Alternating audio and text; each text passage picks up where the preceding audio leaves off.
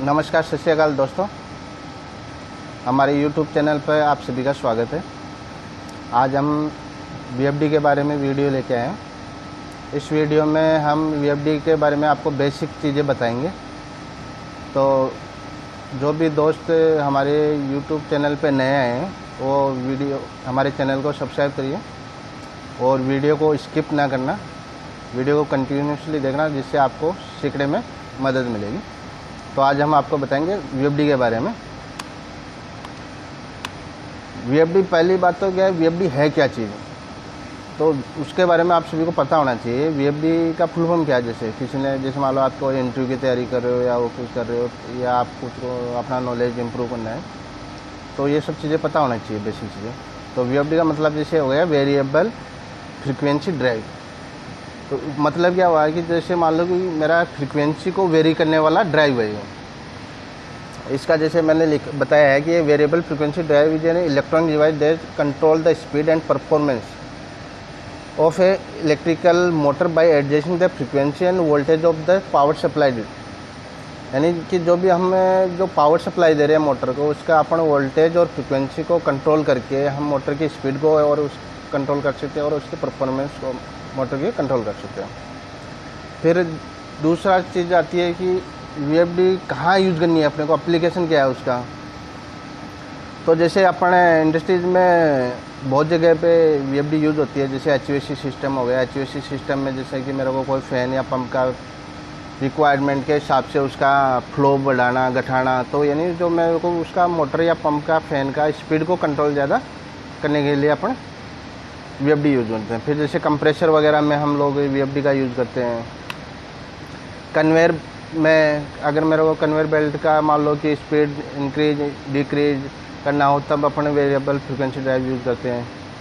फिर जैसे आ गया मेरा मटेरियल हैंडलिंग वगैरह में, क्रेन होस्ट वगैरह जितने भी मटेरियल हैंडलिंग वाले इक्विपमेंट हैं, तो उनकी स्पीड को कंट्रोल ज़्यादा करने के लिए हम ड्राइव यूज़। अदर एप्लीकेशन और भी बहुत जगह VFD यूज़ होती है। जैसे मेरा एस्केलेटर, एलिवेटर, यानी बहुत एप्लीकेशन में यूज़ होता है।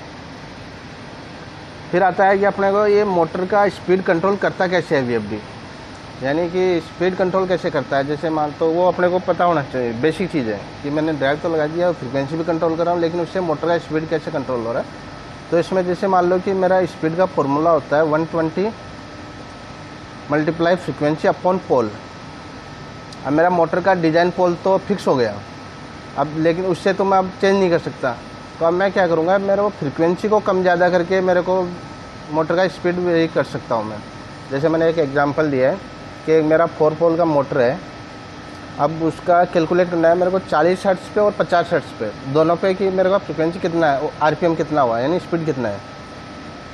तो जैसे इसमें समझाया है कि NS बराबर, जैसे मान लो मैंने यहाँ पे एक में क्या है ना 40 लिखा है फ्रीक्वेंसी, तो उसके हिसाब से 1200 RPM हुआ है। अगर वही फ्रीक्वेंसी में 50 हर्ट्ज़ करूँ तो वो आया मेरा 1500 RPM।